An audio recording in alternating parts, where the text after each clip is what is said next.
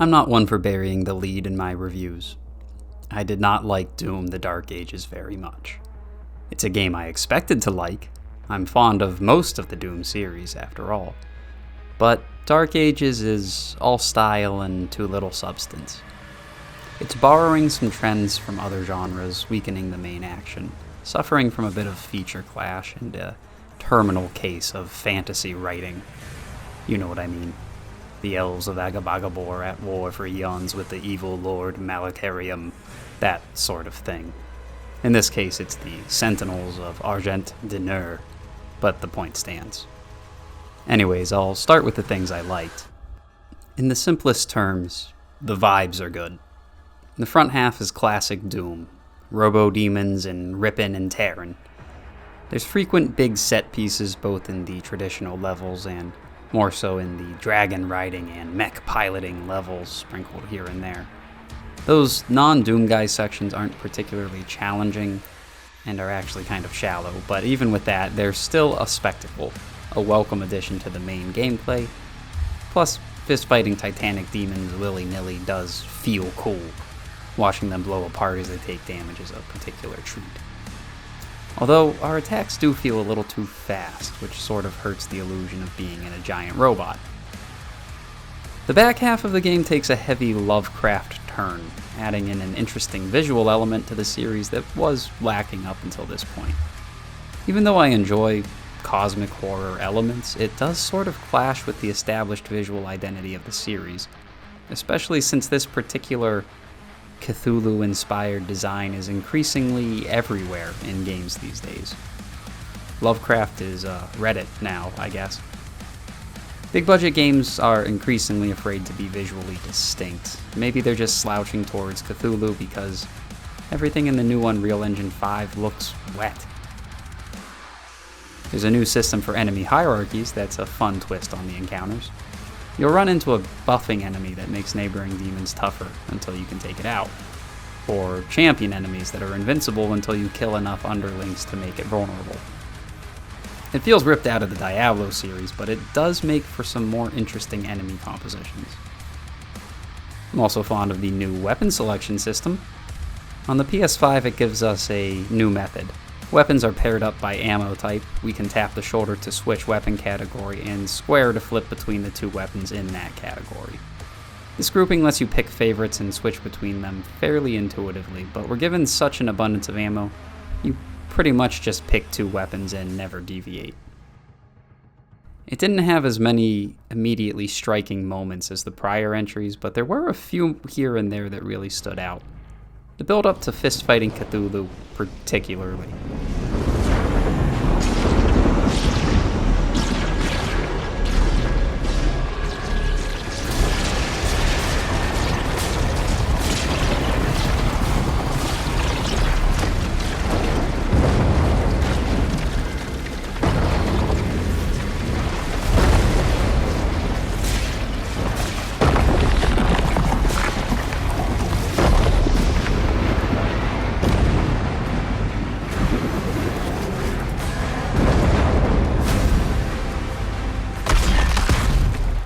And, well, that's about it for the good. Moving on to the issues I had. Some of them felt kinda serious, most of them are fairly mild, but in aggregate, they did leave me feeling let down. The most pressing and elusive issue is that I just could not stand to play more than a level or two at a time. It's not an issue I generally have with action games. I played on Hurt Me plenty after the most recent difficulty rebalance, and it was a nice level of difficulty. I hardly ever died, but the boss fights were still engaging.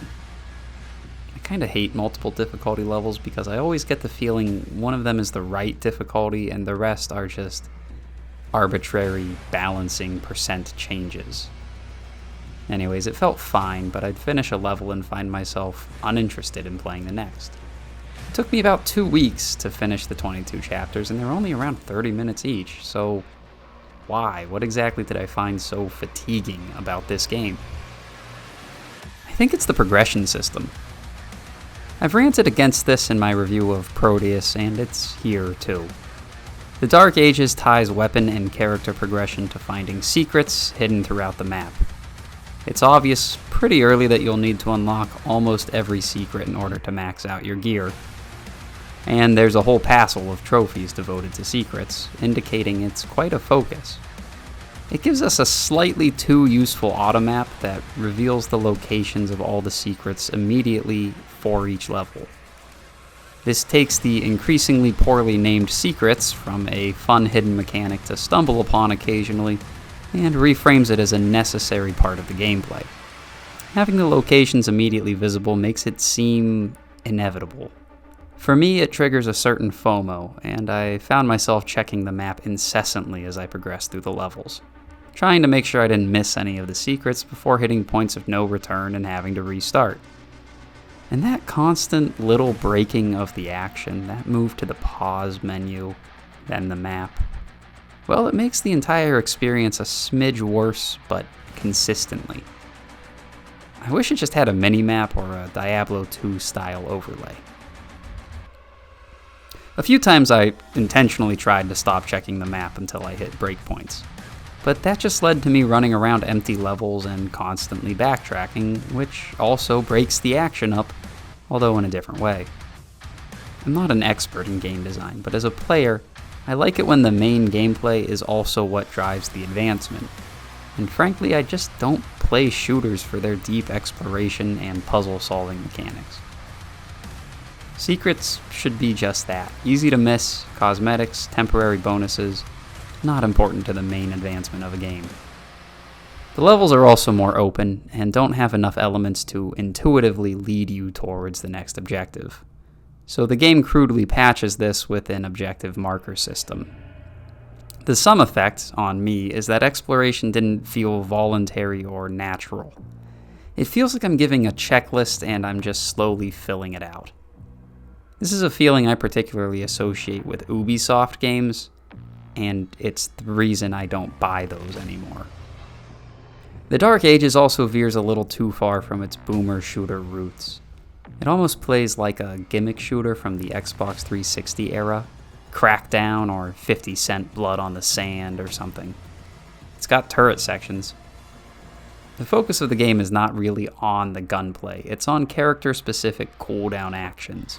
The rush, parrying, throwing the shield, staggering enemies. A lot of elements borrowed from God of War, really.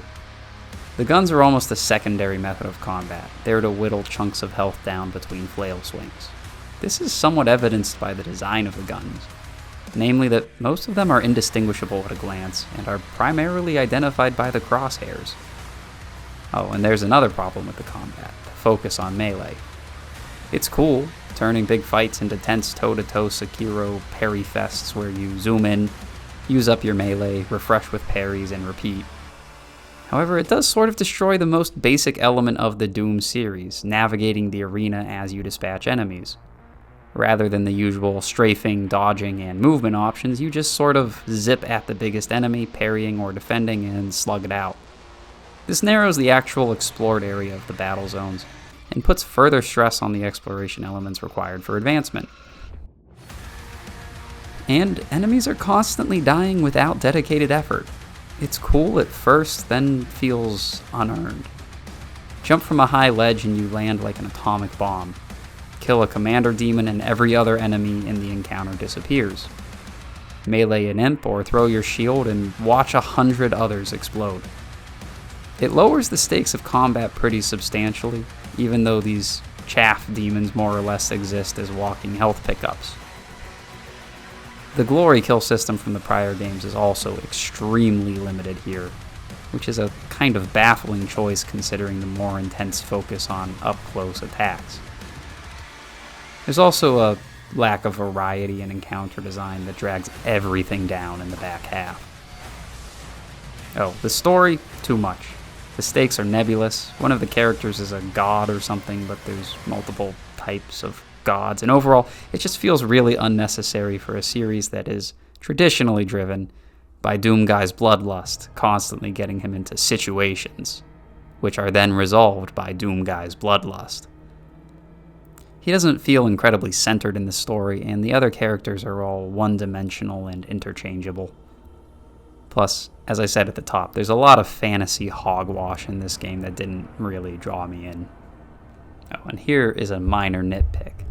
I recently dug up a box of my old pre-Steam games from the cistern they inexplicably ended up in, and feeling inspired, I've been buying physical copies for a little while now. The PS5's physical release of Dark Ages is really lackluster. Basically an empty case with a disc that doesn't seem to have the game on it. You feed the beast and it just downloads the entire game from the marketplace. It's a little thing, but disappointing. At least companies used to pretend we were actually purchasing something. To wrap it all up, yeah, there's some parts that are visually awesome, and the combat is an interesting twist, but gets a little repetitive by the end of the game.